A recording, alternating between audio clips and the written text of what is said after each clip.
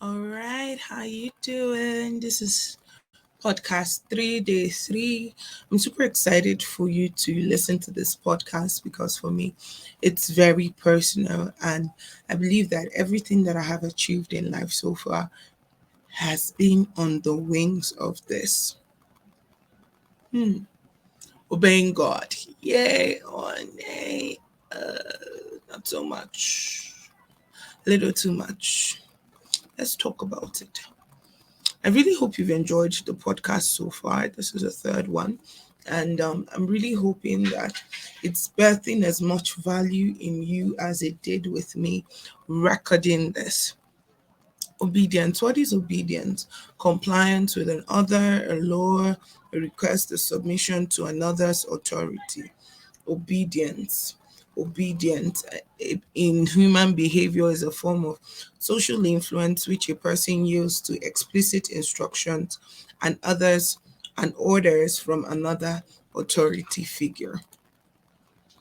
With God, it's so easy to say, I love you, Lord, I love you, Lord, I love you, Lord. And then when push comes to shove and we have to pay attention and obey God, it boils down to our ability to trust Him.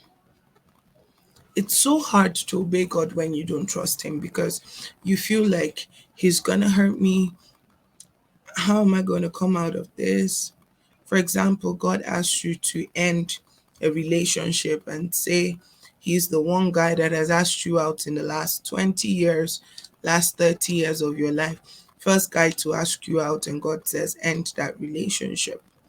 Or you've been saving up money for something, and then one morning you wake up and you're praying and God says empty your account, sow a seed to a minister who seemingly has all that they need, all that they want, and you don't have so much, and God is asking you to sow the little that you have. Or you have a family church, you love your pastor, you wake up one morning and God says, you're done in this church. I want to move you to a new place, a new space, a new season. It's time to move, it's time to go. You're done here. Yeah, I guess my facial expression says it all because many times, and I'm talking to you like my sisters because you are my sisters, obedience is not comfortable. Obedience is not convenient. Obedience is not palatable, right? Obedience is not fun. Obedience is not something that we always laugh doing. Yes, there are certain things God asks us to do that, oh, yes, it's exciting to do.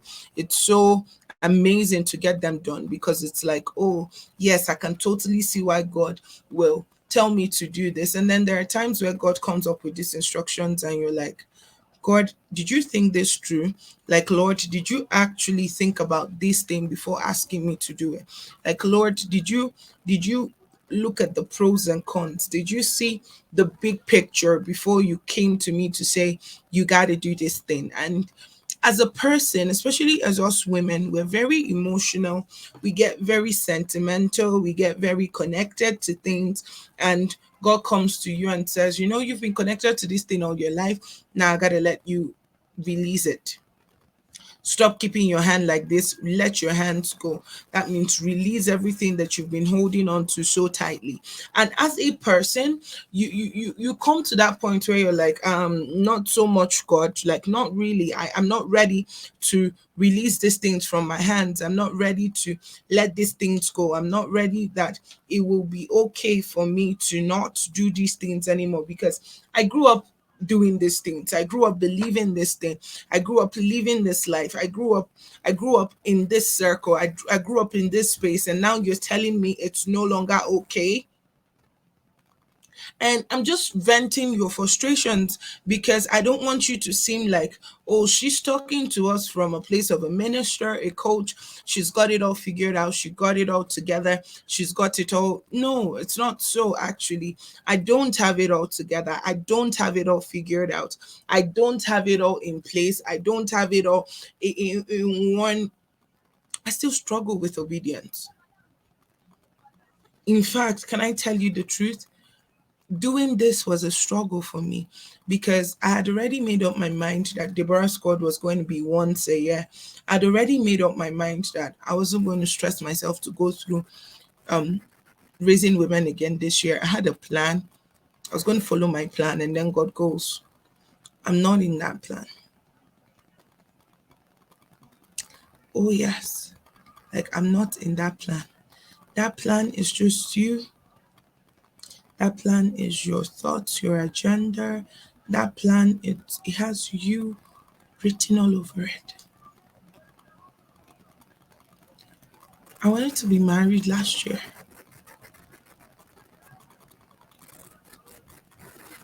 I had a 2020 vision for my marriage. Was that like last year? Was I even in a relationship? I don't know. Maybe, maybe not. No, last year was even 2021. 2 years ago. So you see, your ways are not his ways. And it feels like many times, God, do you know what you're doing? God, did you think this through? God, did you really think that this will work? Like, Jesus, did you really consider everything before you came out and you said, do this? Are you fine, Jesus? Are you okay, Lord? Why would you ask me to do this way at this time with these people? Do you know that I don't like this lady's face? I don't want to talk to this lady. Why would you ask me to do this? And so that's why I want to tell you something today. Never forget this. To obey, you've got to trust God. You've got to trust that God knows what's best for you. You've got to trust that God has you in mind. You've got to trust that the thoughts of God for you are good and not evil, that God literally cares about you. You've got to trust that. You've got to trust that. You've got to trust. You've got to trust that God's got you covered. You've got to trust that you're not alone in this thing. And you know what? It's hard to trust it, especially when you don't fully grasp the nature of God. When you've not had a personal revelation of the nature of God. When all we have is a preaching, a sermon, and we don't have the reality, the experience, the tangible moments to hold on to. For example, I can come as a preacher to your university, to your local church, and preach God is love. Love God, love people.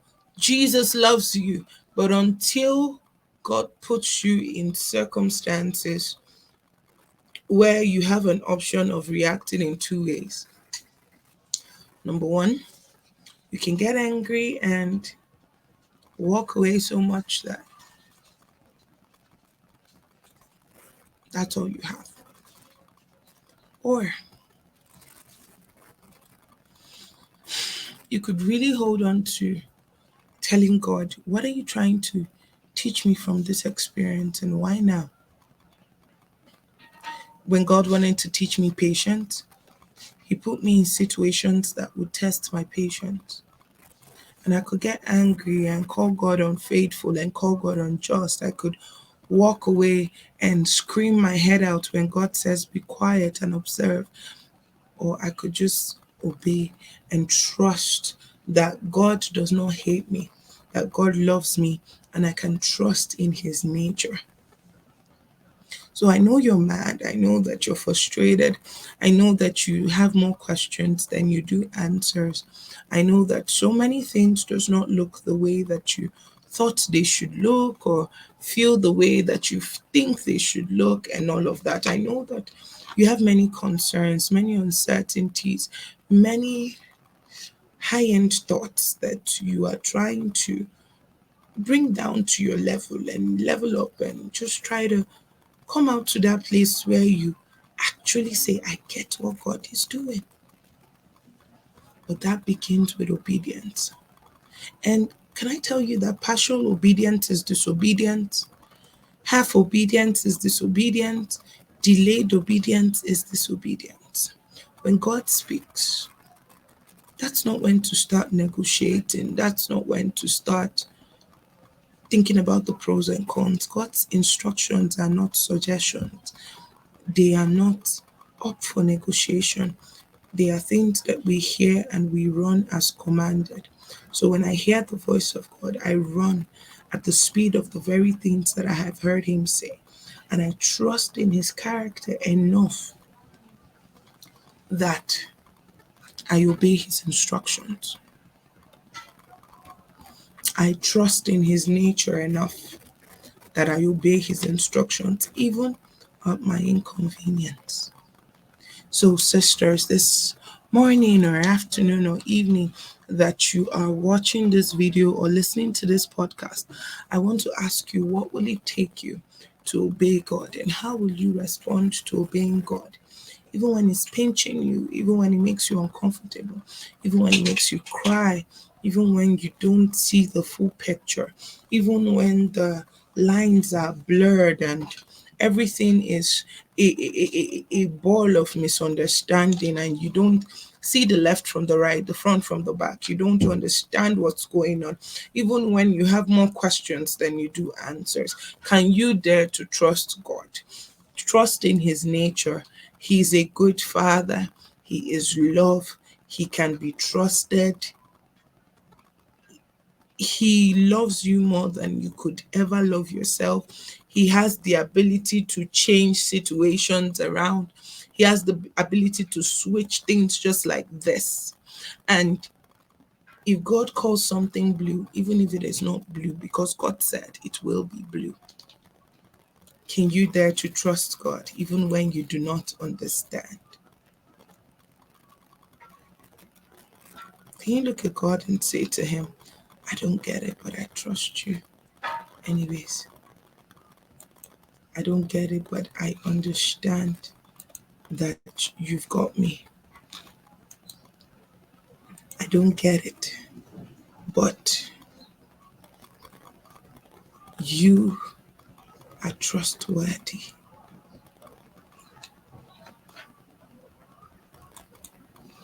I just, I really want you to, I really want you to see this God's way.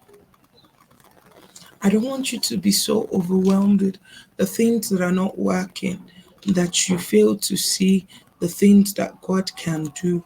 Not just that He can do, that He will do, that He desires to do, that He wants to do. And trust me, He wants to do them for you so badly. He just needs your cooperation. He needs your active participation. He needs you to be a part of the very things that He's calling you into.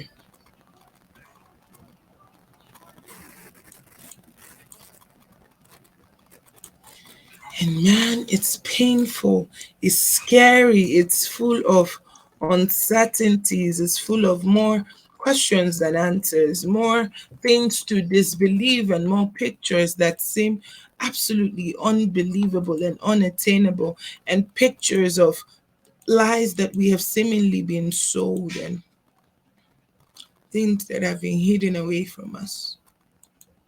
But have they been hidden from us or for us? If you had all the details, it would be scary to make the next step, because the road is not just a straight road. There are curves, there are ups and downs, and there are twists and turns. So, the last thing God told you was at the last point of your obedience.